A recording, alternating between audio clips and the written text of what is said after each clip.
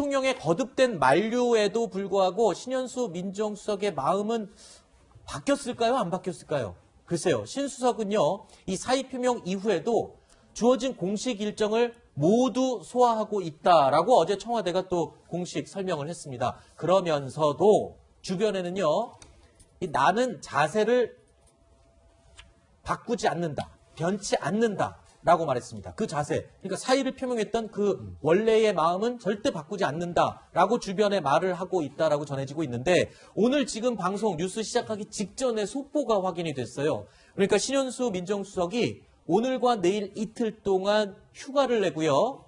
주말을 껴서 심사숙고를 하고 월요일 날 출근을 하겠다. 이렇게 지금 속보가 확인이 됐거든요. 네. 자, 그러니까 지금까지는 이 논란에도 불구하고 참석을 공식 일정을 모두 참석하고 소화를 했지만 이렇게 여론과 언론에 공개가 된 마당에는 뭔가 좀 생각을 해봐야 될 시점이 왔다 판단을 한 것이겠죠? 제가 볼 때는 자세를 변치 않는다는 말을 했다고 네. 하면 저 말도 네. 이제 언론에 보도니까요. 저거는 이제 사의 표명에 떠나서 네. 본인이 갖고 있는 생각을 잘 바꾸지 않겠다는 얘기라고 소신을 봐요. 말하는 것이다? 그렇게 저는 네. 보고요. 그리고 대통령께 사표를 제출한 게 사의를 표명했어요. 네. 사표를 제출한 건 아직 그렇죠. 아니고요. 사의를 계속 표명했다면은 대통령이 그 의견을 전달한 것이고 대통령이 만류를 계속했다고 하잖아요. 아까 말씀하신 앞부분의 보도 기사는 저는 신뢰하지 않는데요. 네. 처음에 사의를 받아들이려고 했다가 바꿨다 그렇게 보진 않습니다. 저는. 네. 대통령이 정말 검찰 출신 중에 신뢰하는 몇 안 된 분 중에 한 분이 신현수 수석이에요. 네네. 그래서 저는 정말 인간적으로도 신뢰감이 있고 두 분의 관계가 있기 때문에 네. 참여정부에서 같이 또 근무도 하셨고요. 네. 그런 차원이라고 하면 신현수 수석이 어쨌든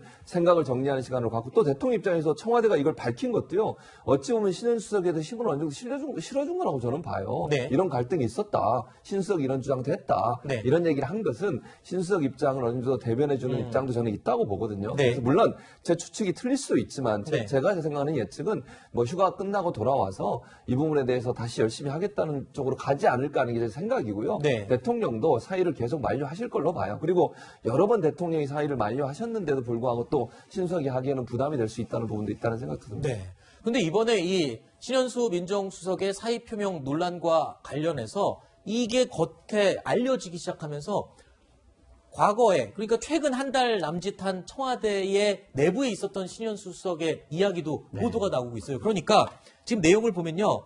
검찰 개혁안, 청와대가 추진하고 있는 검찰 개혁안과 관련해서도 주류의 의견과는 좀 반대되는 의견들을 계속 반복적으로 제시를 했지만 다 묵살당하고 있었다. 이런 얘기도 또 들리고 있네요. 그러니까 보도에 근거한 내용입니다. 그러니까 대략 세 가지 부분이에요. 네. 공수처 네. 이대로 가면 안 된다라는 의견도 표명을 했고 네. 또한 여권에서 지금 밀어붙이고 있는 중대범죄수사청 같은 경우에 네.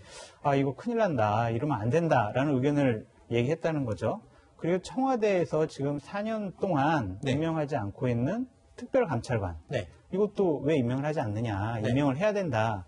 이런 식으로 의견을 개진을 했는데 번번이 다 묵살당했다는 거죠. 네. 그렇다면 신현수 수석으로서는 인사도 패싱 당하고 네. 자신이 생각하는 여러 가지 개혁안도 묵살당하고 네. 그럼 내 역할은 뭘까? 아하. 대통령이 신뢰하지 않는구나. 그럼 네. 그만둬야지.